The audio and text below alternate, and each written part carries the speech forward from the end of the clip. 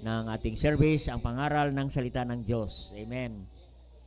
Huwag kayong magsawa sa pagkinig ng salita ng Diyos dahil yan ang susi kung paano tayo pagpalain ng Diyos. Amen. Dito po tayo sa Book of Mark. Book of Mark. Si Marcos, no, sa Tagalog. Ang Book of Mark, ang sinulat niya ay tungkol sa paglilingkod ng Panginoon. The Gospel of Jesus Christ, how Jesus Christ served for us. Kaya dito po, sinulat niya ang kanyang pagka-servant ng Panginoon. Sipin mo, yung Book of Matthew, he wrote about the kingship of the Lord Jesus Christ. Kung paano siya nagiging hari. No? Siya ay lahi ng mga hari. Kaya siya ay King of Kings, the Lord of Lords. Yan ay sinulat ni Matthew. Si Lucas naman ay sinulat niya ay tungkol sa pagkatao ni Kristo. Kasi si Lucas ay doktor, great physician. No? Alam niya ang human anatomy ng tao. Kaya he believed that Jesus Christ is 100% man, 100% God. And he wrote by Dr. Luke, si Lucas, he wrote about the humanity of Jesus Christ. No? Si John naman, he wrote about the kingship, the deity of Christ, ang pagka-Diyos ni Kristo. Kaya nga sabi ni Luke sa 19 verse 10, for the Son of Man is come. He addressed Jesus Christ, Son of Man, because he believed that Jesus Christ was a man, 100%. Hindi 50%, 100% man. And John, he wrote about the deity of Christ. Kaya nga sabi niya, for the Son of God. The Son of God. Amen. Kaya yun ang sinulat ni John. Kaya nga, gospel. No? Tungkol sa ating Panginoong Kristo. Si Mark naman, sinulat niya kung paano naglingkod ang Panginoon. Pumarito siya, hindi paglingkuran, kundi siya maglingkod sa Diyos. Na paglingkod pala sa atin. Kaya nga hinugasan niya ang mga paa ng mga apostol. Yan po ang background ng gospel. Ang gospel po ay Matthew, Mark, Luke, John. Yan po. Kaya dito po tayo sa the gospel ng Panginoon in Mark chapter 10, verse 46. Maganda ito ulit ating pag-aralan. Amen. We study the Bible. Matthew 10, verse 46. Tayo po ay tumayo. Basahin natin hanggang 52. Yan. Salitan muli natin mabasahin. Mapalad po ang nagbabasa ng salita ng Diyos. Ibahagi na natin ang mga walang Bible. No, yung mga walang Bible ay manalangin kayo at makabili kayo ng Bible. Amen. Dapat lang bumili kayo ng Bible. Amen. Bakit? Nakakabili kayo ng cellphone. Amen. Okay, yan po. Verse 46. And he came to Jericho. As he went out of Jericho with his disciples and a great number of people, blind Bartimaeus, the son of Timaeus, sat by the highway side begging.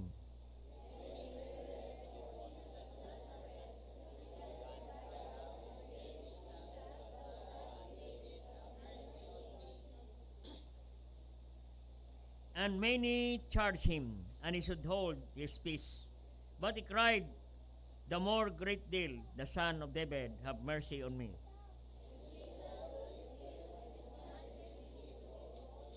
Called the blind, saying unto him, be of good comfort, rise, he calleth thee. And he casting away his garment, rose and came to Jesus. And Jesus answered and said unto him, what wilt thou I have do unto thee?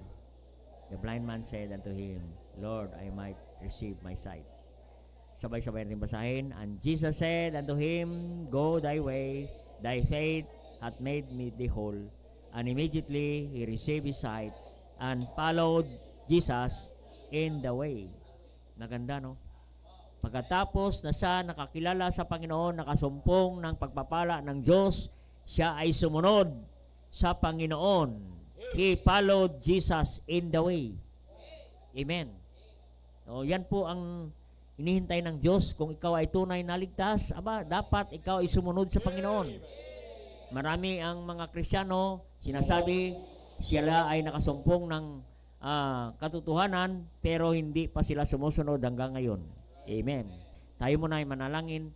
Dakilang Diyos sa mga langit, salamat o Diyos sa hapong ito, sa mga passages na aming nabasa. Banal Espiritu, malaya kang gumawa sa aming kalagitnaan. Bigyan mo kami ng wisdom sa paghahayag ng iyong salita, and help me also to expound thy word, to understand thy word, and we apply this unto wisdom. Holy Spirit of God, give us understanding at maging malinaw ang salita ng Diyos, ng salita ng Diyos sa amin ngayong kalagitnaan. Naunawaan namin, O Diyos, ang nais mong iparating sa amin ngayong gabi, Panginoon. Lord God, tugunin mo po ang aming pangailangan espiritual ngayong gabi. Dalangin ko, Panginoon, ang mga kapatiran na hindi namin kasama ngayon, hindi namin alam kung ano ang kanilang problema. Lord God, hindi namin alam kung ano ang kanilang dahilan.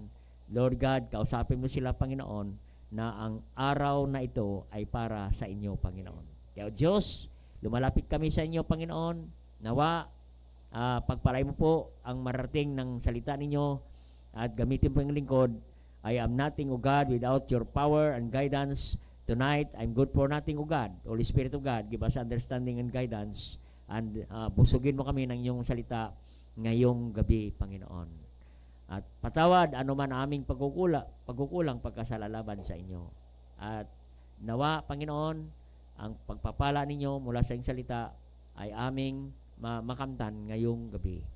Ang lahat ito aming dalangin sa pangalan ni Jesus. Amen. Ang sabi ng salita ng Diyos, verse 46, na ang kasaysayan ay si Bartimeus na isang bulag. He sat by the highway side, begging.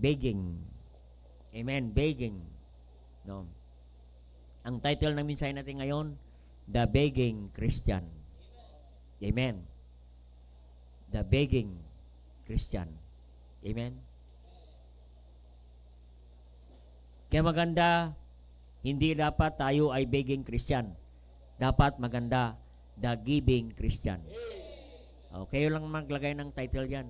Gusto nyo, the begging Christian or the giving Christian.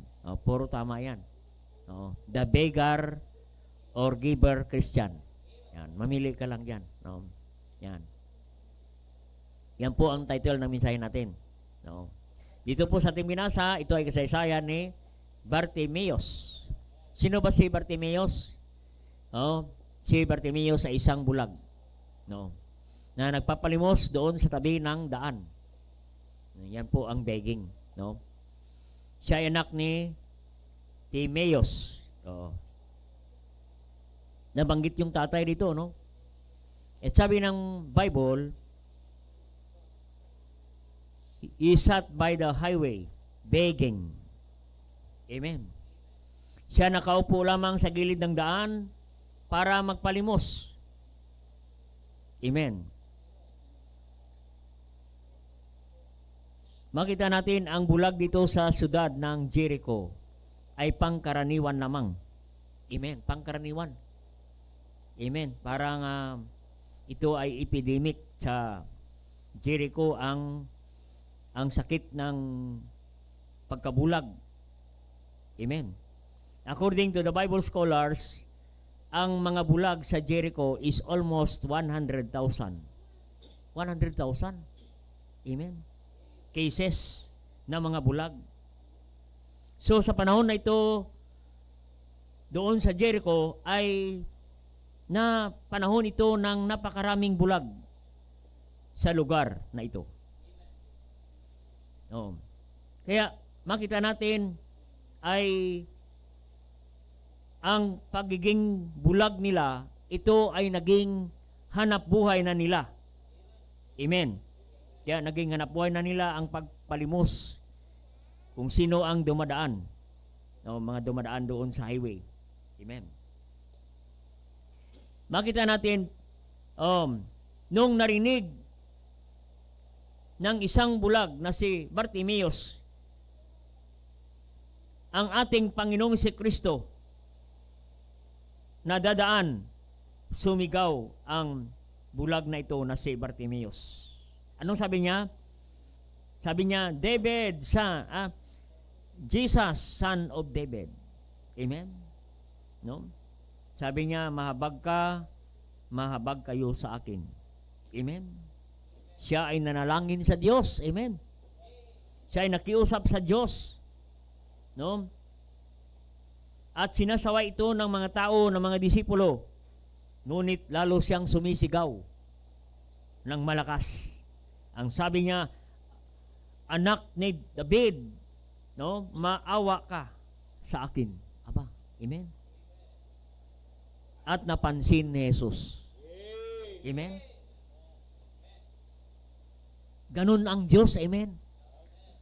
Pag ikaw ay nanalangin sa Diyos, anuman karamdaman, ang pagiging bulag, kapatid, ay isang karamdaman na wala ng kagalingan. Oo. Hindi, wala ng kagalingan. Amen. Bihira po ang bulag na gumagaling sa panahon na sa lugar ng Jericho. Amen. At walang ospital na nanggagamot, no, ng bulag. Amen. Wala po expert. Amen. Ngunit nang lumapit, narinig ng Panginoon ang sigaw ng isang bulag na ito. Napansin ng Panginoon. Amen. Kaya kapatid, huwag tayong magsawa sa sigaw sa panalangin sa Diyos. Naririnig ng Diyos ang ating panalangin. Amen. Kaya minsan, parang hindi tayo narinig ng Diyos. Amen. Nagsasawa tayo. Parang hindi na ako pinapakinggan ng Panginoon. Amen. Pag hindi, parang tingin mo na hindi nakikinig ang Diyos sa ating panalangin. Amen. If God is silent in our prayer, it means God is working in your prayer. Gumagawa ang Diyos, kumikilos ang Diyos sa ating panalangin. Every time ng isang Kristiyano tumawag sa Diyos, ay nagbibigay pansin ang Diyos, katulad ni Bartimeus na mayroon siyang pangailangan sa Panginoon. Mayroon siyang matinding karamdaman, kapatid. Oo. Di bali, bingi ka, basta makakita ka. Amen. Ba, napakahirap ng bulag. Amen. Yung malabo ang mata, mahirap na. Lalo pa yung bulag. Amen. Kaya napansin ng Panginoon si Bartimeus. Oo. Anong sabi ng Panginoon? Ano ang gagawin ko sa iyo, Bartimeus? Amen. Kaya dapat, kapatid, sabihin mo sa Diyos, ano ang kailangan mo, Panginoon? Ito ang kailangan ko, Panginoon. Mayroon akong karamdaman ngayon, Panginoon, wala akong pambayad sa ospital. Gusto ko, Panginoon, mapagaling na libre. Libre, oh. Walang bayad. Amen. No, pinagaling ng Panginoon. Amen. Salamat, mayroong mga gamot, may ospital, may doktor. Pero tandaan natin, ang Diyos, ang Panginoon, is a great physician and great healer. May doktor, may mga gamot, may espesyalista na mga doktor, pero tandaan natin, ang Diyos pa rin ang nagpapagaling. Amen? Maging ang doktor nga eh. Oh, nagsasabi, sa Diyos ka na lang magtiwala. Amen. Yan. Delikado pag sinabi niyang sa Diyos ka na magtiwala. Dok, ano yung bawal kainin? Kainin niya ang lahat. Yun, delikado ulit. Pag wala nang bawal, kainin nyo ng lahat. Ano ang gusto niya, ibigay mo na. Ba, delikado na. Amen. Oh. Kaya nga sabi ng Panginoon kay Bartimeus, ano ang gusto mo mangyari? Anong sabi ni Bartimeus, Panginoon? Gusto ko makakita. Amen? Gusto ko makakita. Bagamat si Bartimeus ay marami na sigurong income. Marami siyang nakuwang pera.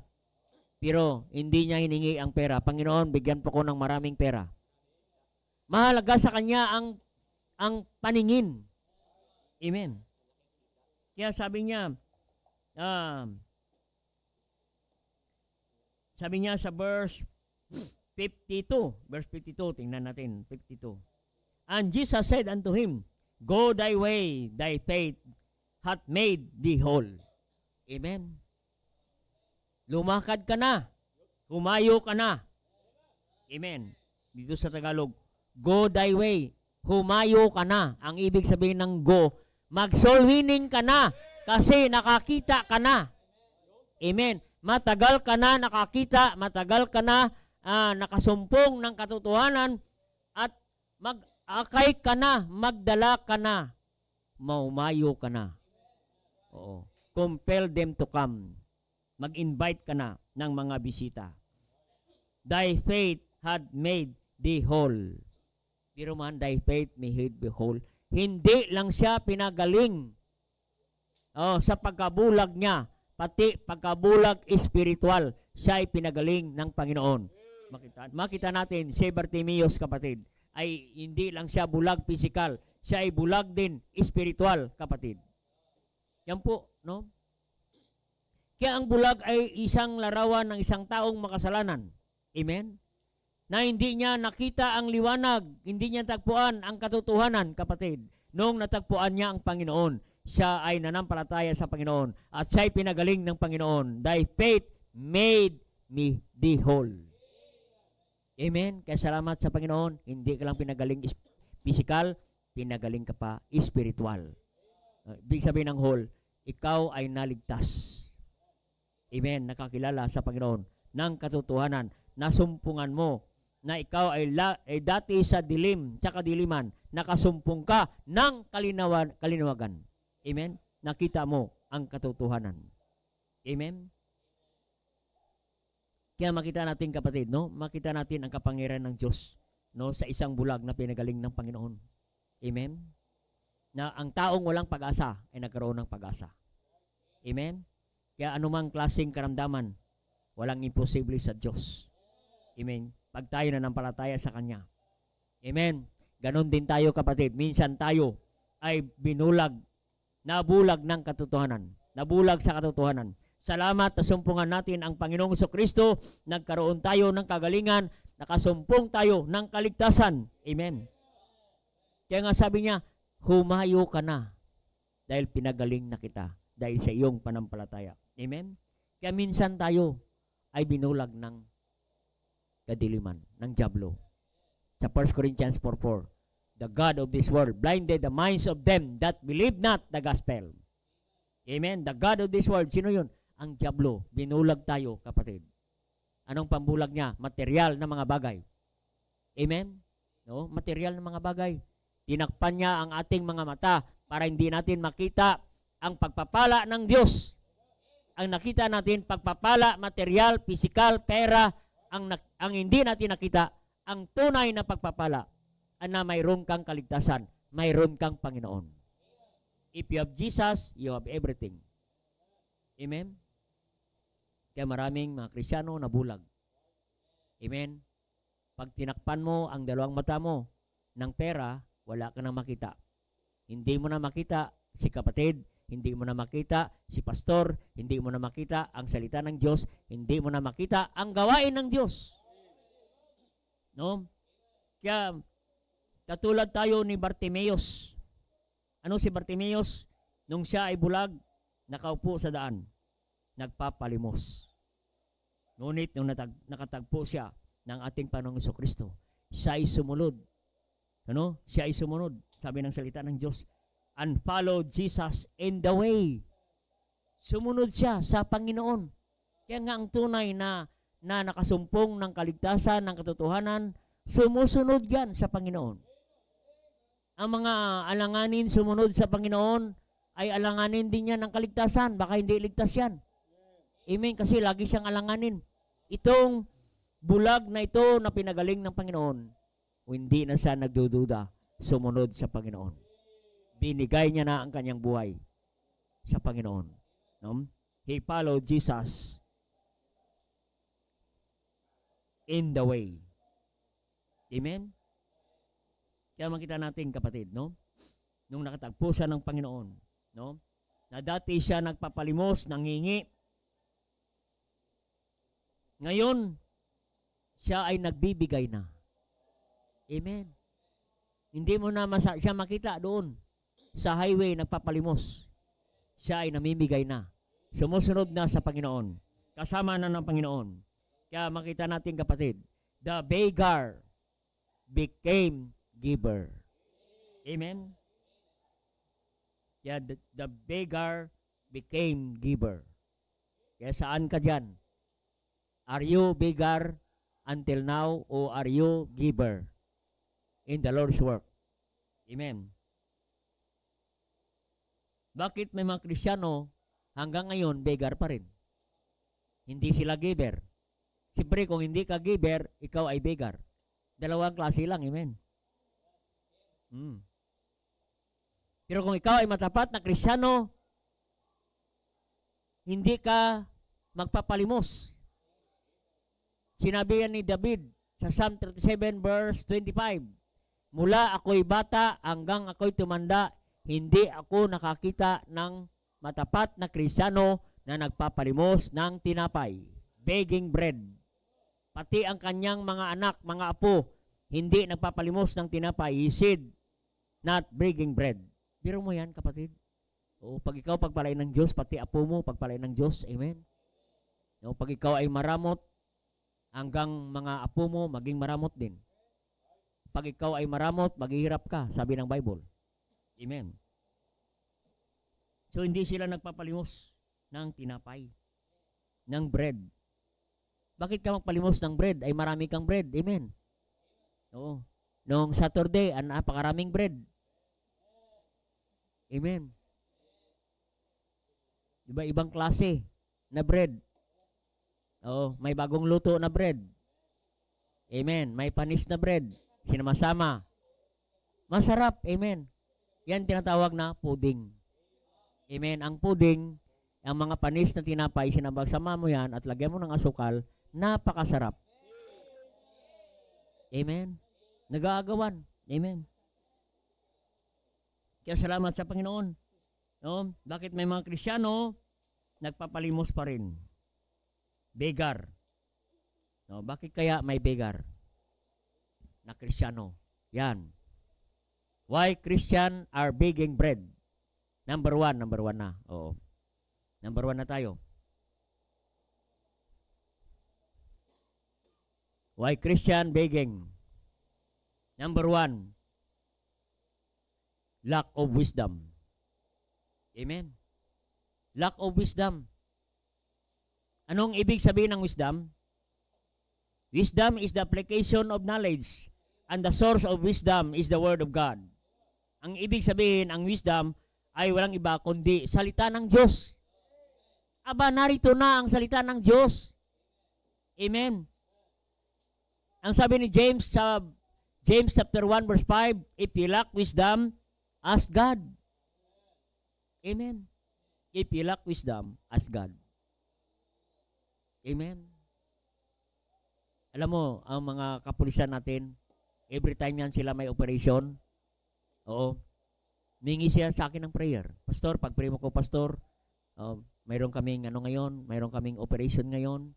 Ang isang hold-upper ay aming uhulihin. Isang snatcher, Pastor, ay nandoon na ang subject. Pupunta na namin at hingi kami ng guidance at wisdom. Amen? Wisdom. Sabi na po, if you lack wisdom, ask God. Amen? We need wisdom. Ang wisdom make the work easy. Hindi ka pahirapan ng wisdom kung may wisdom ka. Pero kung wala kang wisdom, mahirapan ka. Tingnan mo yun, hinuli nila. Doon sa Dasma, hinuli nila. So, yung subject, nandyan na yung sakyan. Amen. Pero nalugog nila yung lugar, wala ang tao. Pero nandyan ang sakyan. Nagpray kami. nabigyan sila ng wisdom. Amen. At nagbigay ang Diyos ng wisdom sa kanila at tumawag sila sa City Hall. Oo, tumawag sila sa City Hall. Iklam yung kotse ng hold-upper. Nung naklam na, nabalita na. O, yung sasakyan mo, naklam na. Ayun, pumunta na ang hold-upper. No, pagdating doon, saglit lang, walang kahirap-hirap. Inakbayan lang at sabay pusas, kuha na ang subject. Kaya wisdom make the work easy. Amen. Pag wala kang wisdom, mahirapan ka. Anong sabi ng pulis sa akin?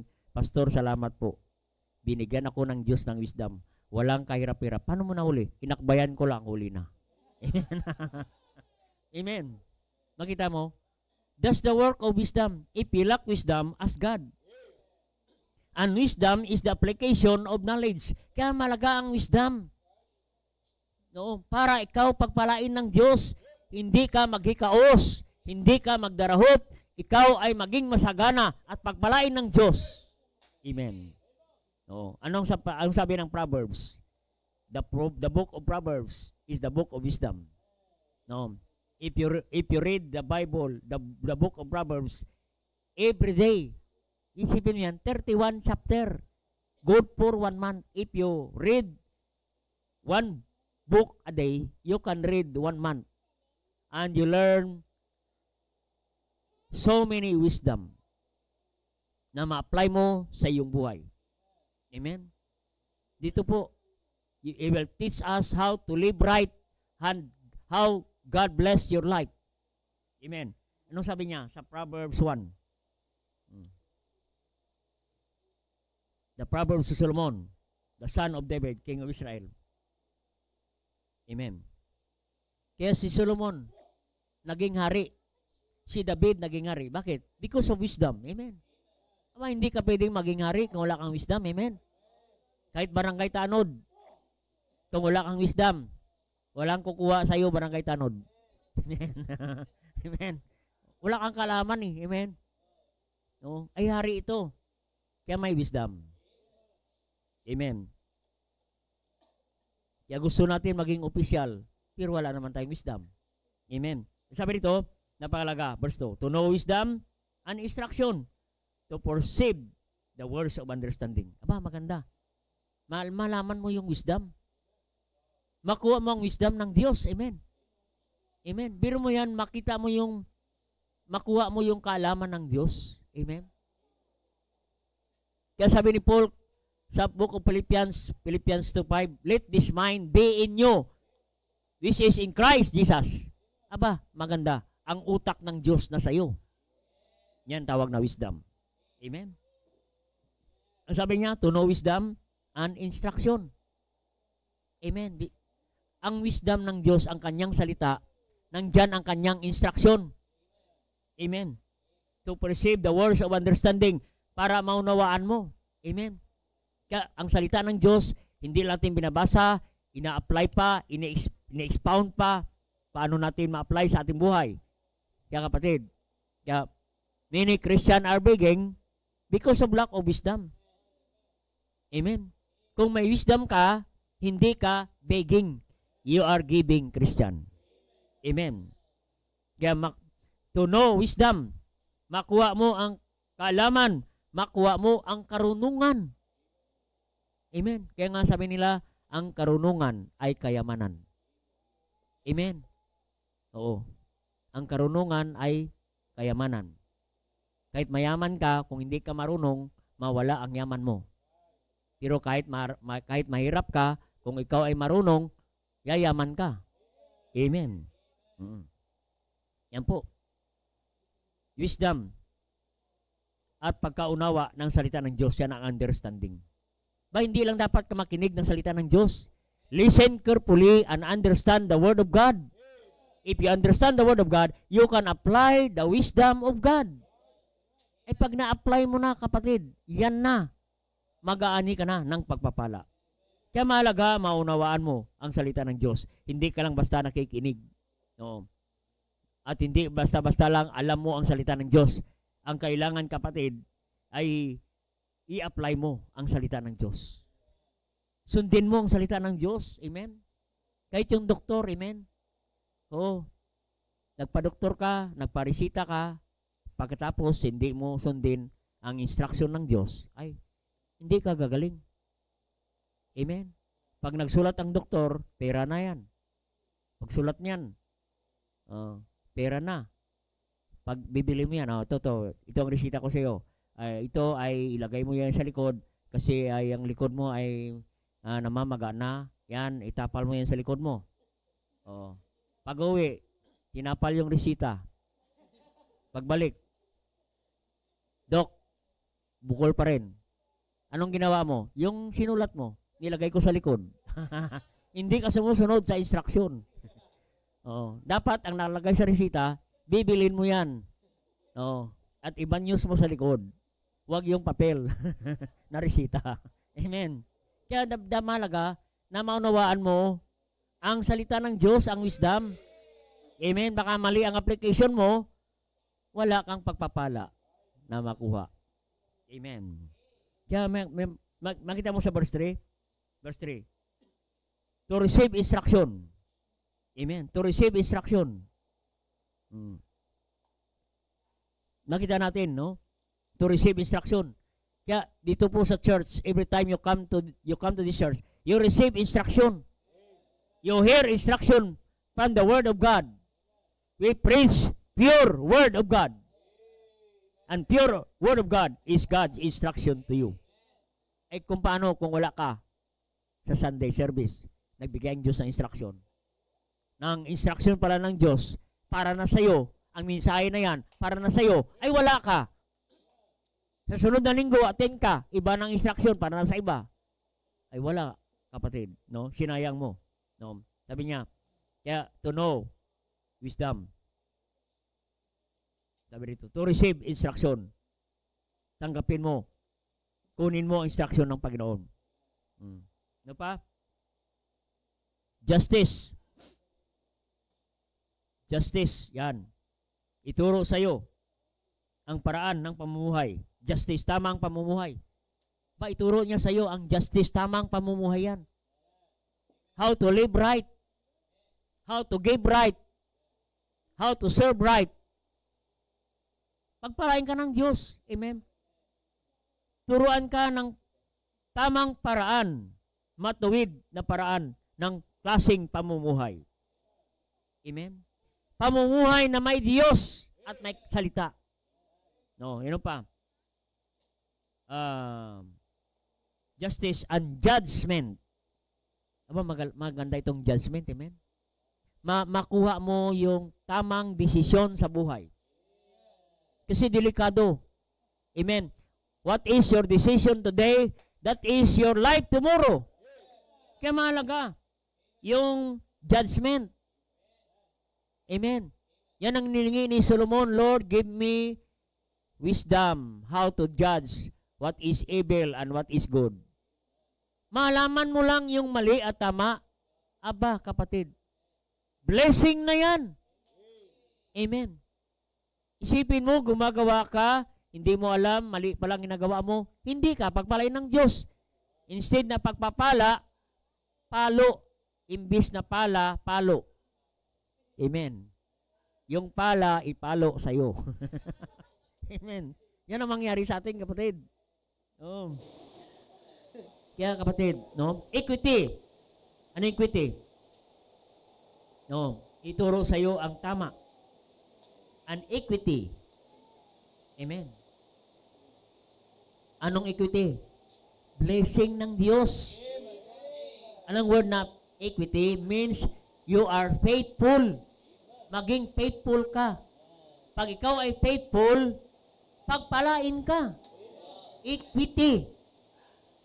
Amen. Anong ibig sabihin ng equity? Equitable bank. Equitable bank. Yan ang bangko ng mga pinagpala ng Diyos. Equity. Amen. God will multiply abundantly. Yan ang word na equity. Amen. Kaya pag matapat ka sa Panginoon, hindi maari na hindi ka pagpalain ng Diyos. Amen. At sinabi niya rin yan sa Proverbs 28:20, a faithful man shall abound with blessing. Aba, ang sekreto kung paano ka pagpalain ng Diyos, magtapat ka sa Diyos. Magtapat ka sa Diyos, kapatid. Amen. Aanihin mo, aani ka ng blessing. Ay kung magtanim ka ngayon nang hindi ka matapat sa Diyos, isang araw mag-aani ka ng pagpapalo ng Diyos. God will discipline you. Amen. God is a righteous judge. He will judge those who do evil. Amen. No? The eyes of the Lord is upon the righteous. Nakatingin ang Diyos sa kanyang mga anak kung tayo ay gumagawa ng matuwid. Amen. At masama. And God will judge. Ay kung matapat ka sa Diyos, aba, hindi maari na hindi ka pagpalain ng Diyos. Amen? Kaya talaga ang bottom line ng ating buhay, paano tayo na hindi maging begging, maging giving Christian tayo, magtapat ka lang sa Panginoon, sa Kanyang salita, kapatid. No? Kaya nga, dapat, kapatid, nandito ka lagi makapakinig ng salita ng Diyos dito po sa simbahan, kapatid. Every time the man of God stand behind this pulpit and preach the word of God, he is giving instruction. God is giving wisdom. Amen. Ay kung hindi ka pa makikinig, uuwi ka, wala kang naintindihan, sayang ang pagpunta mo sa church. Sayang ang gasolina, sayang ang pamasahe, at wala ka namang naunawaan na salita ng Diyos. Kaya if you come to this church, listen carefully during preaching of God's word. Amen? Because God is preaching to you. Amen? God is speaking to you. God is giving instruction to you, and God is talking to you. Amen? Para makuha mo ang instruction ng Diyos, pag nakuha mo ang wisdom ng Diyos at may apply mo yan, doon ka pagpalain ng Diyos. Kaya maraming Kristiyano begging bread dahil lack of wisdom. Amen? Nandito na ang wisdom ng Panginoon. Imagine, pagpunta mo sa church, Bible reading agad. Magbabasa ka agad ng salita ng Diyos, wisdom. Pagkatapos, Sunday school, that is wisdom from God. Pagkatapos Sunday school, preaching na naman. Amen. Preaching na naman. At mayroong devotion pa, araw-araw. May prayer meeting pa, may conference pa, may revival pa. Aba, ano pa ang hanapin mo, kapatid? Punong-puno ka na ng salita ng Diyos. Ang kulang na lang sa atin, i-apply ang salita ng Diyos na ating narinig at nanawaan. Para doon tayo pagpalain ng Diyos. Kaya ang kulang na lang sa atin, kapatid, marami na tayong salita. Bakit hanggang ngayon, we are begging, not giving Christian, dahil tayo ay hindi pa natin ina-apply ang salita ng Diyos, kapatid. We are lack of application of wisdom na galing sa Panginoon. Marami na tayong narinig, paulit-ulit na lang ang preaching, kulang na lang ay hindi mo ina-apply ang salita ng Diyos na ang source ng wisdom is God and from His Word. Amen? Kaya kapatid, anong sabi ng Deuteronomy 8:18? Deuteronomy 8:18. Kung paano ka pagpalain ng Diyos. Nandyan, sa wisdom ng Panginoon. Kaya huwag natin kalimutan ang Diyos na sa Kanya galing ang wisdom. Ang sabi ng verse 18, but thou shalt remember the Lord thy God, for it is He giveth the power to get wealth. Ano yung power? He gave us wisdom, power, kakayahan. No? Siya nagbigay ng kaalaman para ikaw ay maging masagana sa buhay. Kaya pinili ni Solomon ang wisdom. Amen. Kaysa kayamanan. Kasi alam niya, pag may wisdom ka, ang sunod niyan ay pagpapala ng Diyos. Amen. Wisdom, follow, wealth. Amen. Kaya pag ipakinggan mo yan, ang salita ng Diyos, at i-apply mo, Ang sabi ng Proverbs 2, pakinggan mo ang wisdom, kaya apply mo ang salita ng Diyos, isa puso mo ang salita ng Diyos, ay nandoon ka pagpalain ng Panginoon. Amen? Tingnan ito sa Proverbs 2. Balik tayo sa Proverbs 2. Napakalaga ng wisdom natin, kapatid, no? Proverbs 2. If thou criest after knowledge, and lift us thy voice for understanding. Amen. Pag makarinig ka, sumisigaw ng wisdom. Criest, amen, preaching ng salita ng Diyos. Ang sabi niya sa verse 2, so that thou incline thine ear unto wisdom, pakinggan mo ang wisdom ng Diyos ng maigi, and apply thine heart to understanding. Apply thine heart. I-apply mo ang natutunan natin na ating napakinggan na salita ng Diyos. No. I-apply natin yan. Ang sabi ng verse 1, hide not my commandments with thee. Amen. Sundin mo. Huwag mong baliwalain. Isa puso mo, ibig sabihin ng hide. Ilagay mo sa puso mo, isa puso mo. Huwag mong kalimutan, huwag mong baliwalain. Sundin mo ang aking commandment, ang aking mga utos. No. Nakita niyo sa verse 4, bigyan mo ito ng halaga. Verse 4, if thou seekest her as silver. Amen? Her. Pero mo yan ang wisdom address to feminine gender. Her. Amen? If thou seeketh her as silver. Amen? Bakit feminine? Babae. Ibig sabihin, nanganganak. Pag lalaki, hindi nanganganak. Ang babae nanganganak. Kaya, her. No? Ibig sabihin, magmumultiply. Pag may wisdom ka, God will multiply. As silver.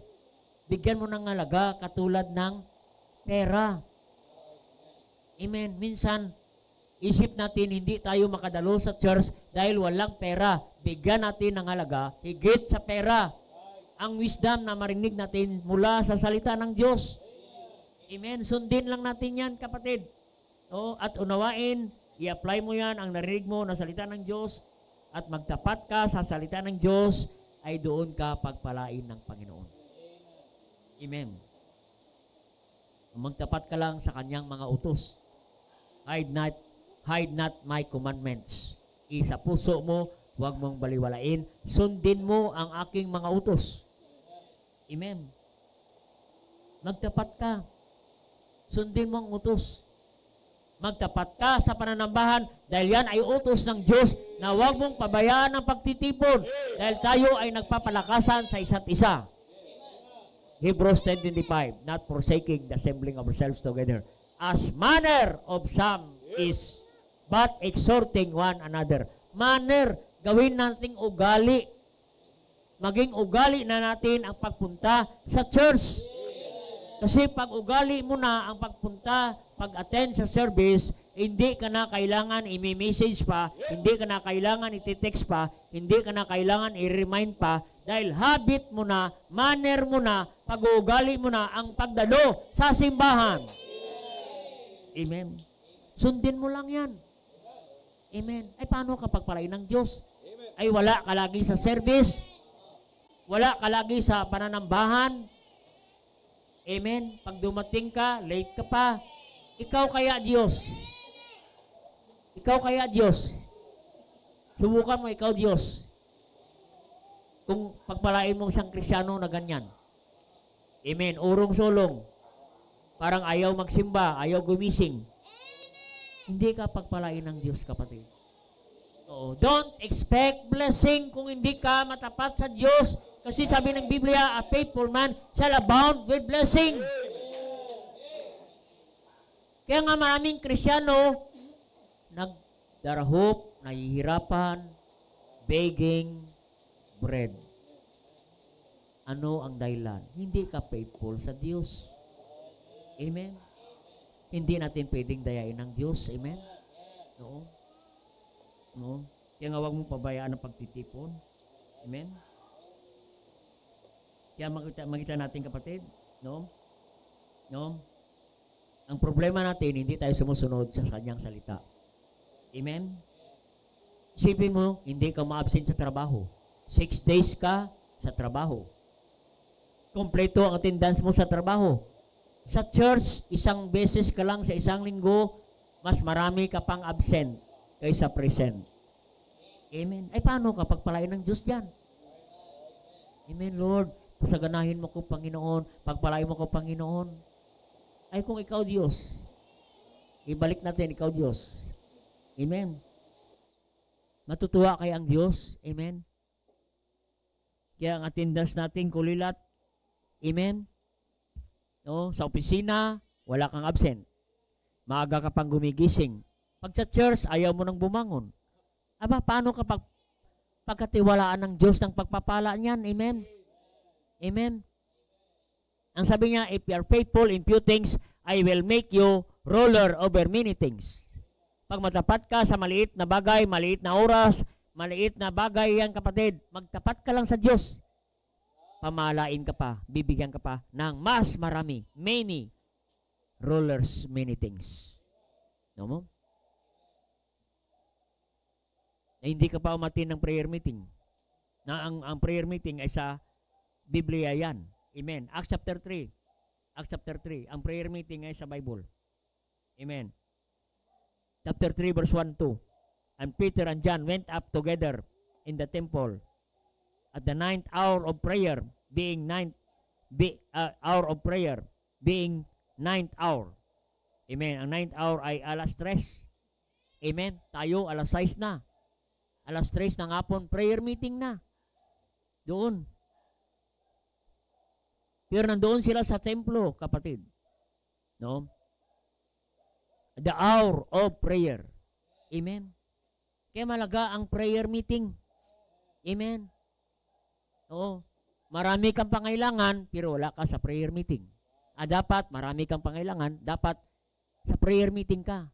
Kahit wala kang pangailangan, attend ka pa rin ng prayer meeting kasi maraming kapatid na ngailangan ng prayer, more power.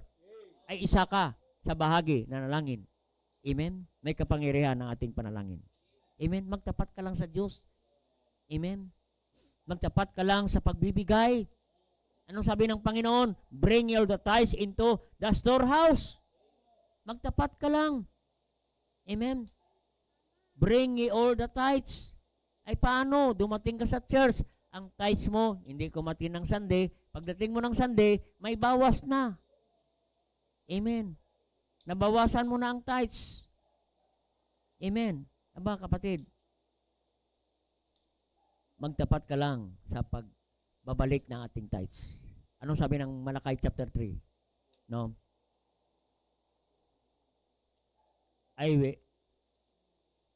Sawayin ko ang mga devourer. Malakay 3. Ang sabi niya, I will rebuke the devourer. Pag nagtapat ka sa Diyos sa pagbibigay, sawayin niya ang mga devourer. Sawayin niya ang mga hold-upper. Sawayin niya mga mga snatcher. Sawayin niya ang mga scammer. Amen? No? Ilayo ka sa scammer. Amen? Ay hindi ka matapat. Oo. Ayun. Delikado. Amen? Pag sumakay ka sa jeep, nako. Oo. Tuturo ka. Yan. Yung anak ko, hindi nagtais yan. Diyan, tabihan mo. Ay kung nagtapat ka, amen? Sawayin ng Diyos, huwag kang magtapat dyan. Yung katabi niya, yan, hindi nagbigay. Amen? Kaya kapatid, magtapat tayo sa Diyos. Sabi niya, I will rebuke the devourer. Amen? Sawayin niya ang mga devourer. Amen? Yung nangunguha ng tithes. Amen? Ba nangyari kay iyo yan, kay iyo? Tinakbo na yung pitaka. Amen? Tinakbo na yung pitaka ng hold-upper dyan sa Baklaran. Amen. Hinabol niya.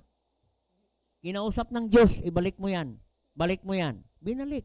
Walang bawas. Amen? May laman yata yan, 3,000. Oo. Yung binuksan niya, yan, dito pa rin. Sabi ko, ibigay mo na siyan sa Diyos. Kasi wala na yan. Sa kamay na ng hold-upper yan. Amen? Ibigay mo sa kamay ng Diyos. Inoperate niya. Amen? Biro mo yan, nasa kamay na. No? Kasi sabi, tama ang Biblia. No? Sawayin niya ang mga devourer. Kahit nasa kamay na. Amen?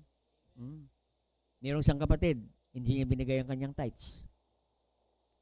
25,000. Ang kanyang tithes dapat 50. 25,000 lang kasi medyo malaki na daw. Ayon, kinuha ng devourer. No. Sinumpong siya ng sakit, nagpa-doktor. Eksakto bill niya, 25,000. Amen? Mas maganda, ibigay mo na lang yan sa gawain ng Diyos. Amen? Para yung ating gawain ay mayroong dingding na at malagyan na ng bintana. Kaysa ilagay mo yan sa ospital. Kaya maraming ospital ngayon, mga magaganda. Kasi maraming Krisyano, doon natin dinadala ang ating tithes. Dalhin mo sa church. Amen? Magtapat ka lang sa Diyos. Pagpalain ka niya. Sumunod ka lang sa kanyang salita. Amen? Ano sabi ng Deuteronomy 28? If you hearken my voice. Amen? And obey His word. It shall come to pass if thou shalt hearken diligently unto the voice of thy God, and observe to do all His commandment. I command this day. In verse 2, all these things, all this blessing shall come unto thee and overtake thee. Thou shalt hearken unto the voice of the Lord thy God. Amen? Hearken. Pagpalain ka ng Diyos. Amen? Pag hindi ka sumunod sa Panginoon, sa kanyang salita, napakahirap. In verse 45. No, tingnan nyo sa Deuteronomy 28. Pag hindi ka sumunod sa Panginoon.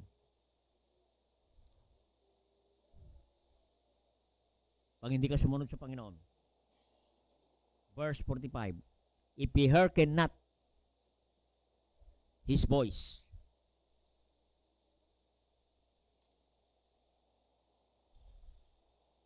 Deuteronomy 28. Verse 45. Moreover, all these curses shall come upon thee. I shall pursue thee, overtake thee, and be destroyed, and hearken not the voice of the Lord. Pag hindi mo i-apply ang salita ng Diyos, the Lord will curse us. If you will not keep His commandment and His statutes, His commanded thee. Amen. At verse 47, pag hindi ka naglingkod sa Diyos, amen? Because thou servest not the Lord thy God joyfully and with gladness of heart, for the abundance of all things. Amen? Sumpain ka ng Diyos sa mga hindi naglilingkod sa Diyos, no? Hindi naglilingkod ng masaya. Tingnan nyo yan sa verse 47. Because thou servest not the Lord thy God. Hindi ka naglilingkod sa Diyos ng masaya. At buong masaya sa puso. Na ikaw ay pinagpala ng Diyos, hindi ka naglilingkod. Amen. Yan po.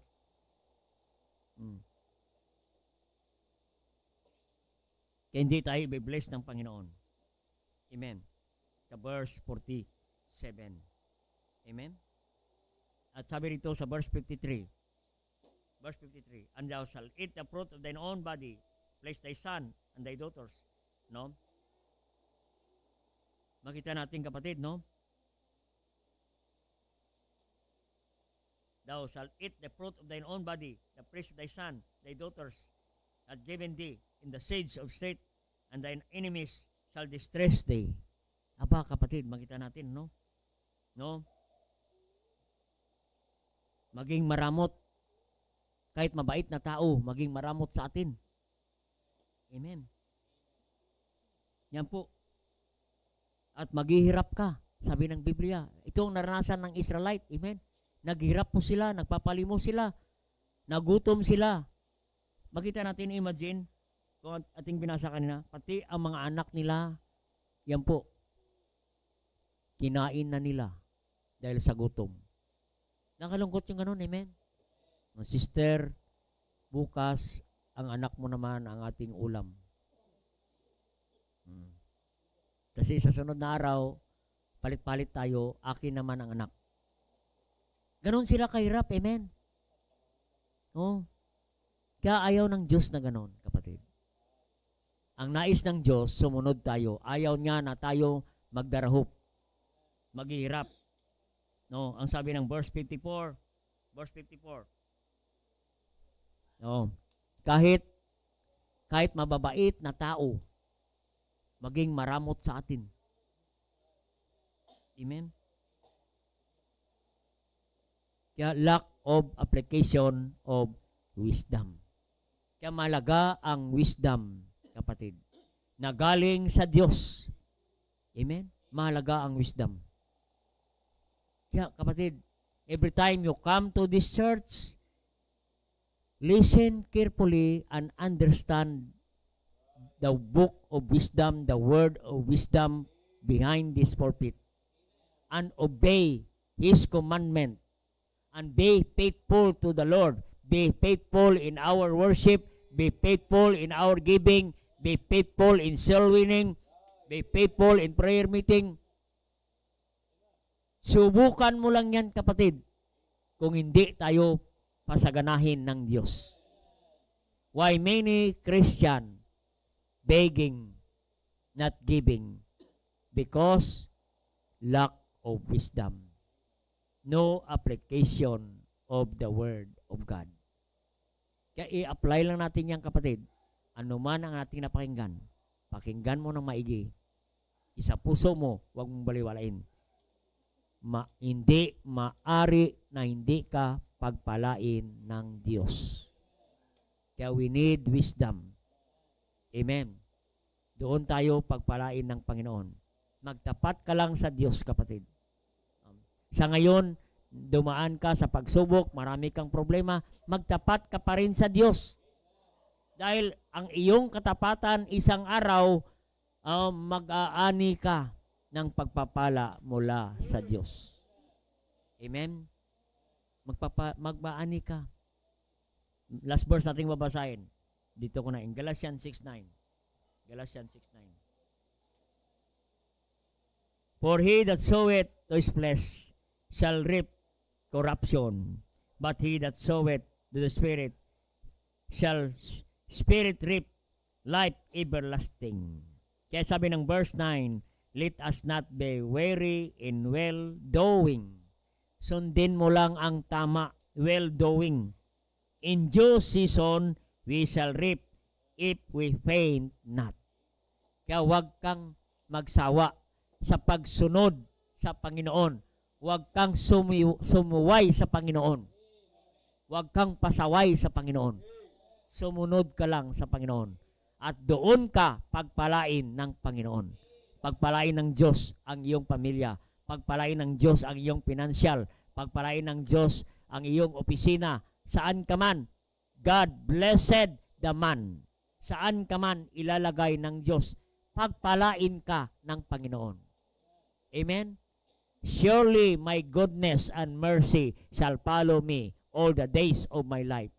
Susundan ka, magbubuntot ang mercy at biyaya ng Diyos sa iyo. Saan ka man pupunta, nakabuntot ang pagpapala ng Diyos. Kung i-apply mo ang salita ng Diyos na iyong narinig. Amen? Kaya si Bartimeus, kapatid, ay larawan ng isang Kristiyano na nakapakinig ng salita ng Diyos. Hindi niya ina-apply, kapatid. Wala siyang ginagawa. Nakaupo lang siya at hindi niya ginagawa ang utos ng Diyos. Kaya ang kasalanan ni Bartimeus, hindi sa pagkabulak. Ang kasalanan ni Bartimeus ay nakaupo lang siya na wala siyang ginagawa para sa Panginoon. Hindi siya sumusunod sa Panginoon. Kaya kapatid, hindi po tayo pagpalain ng Panginoon. Apply the wisdom of God na ating narinig. At doon ka pagpalain ng Panginoon. Tayo po ay manalangin. Dakilang Diyos, makapangyarihan sa lahat,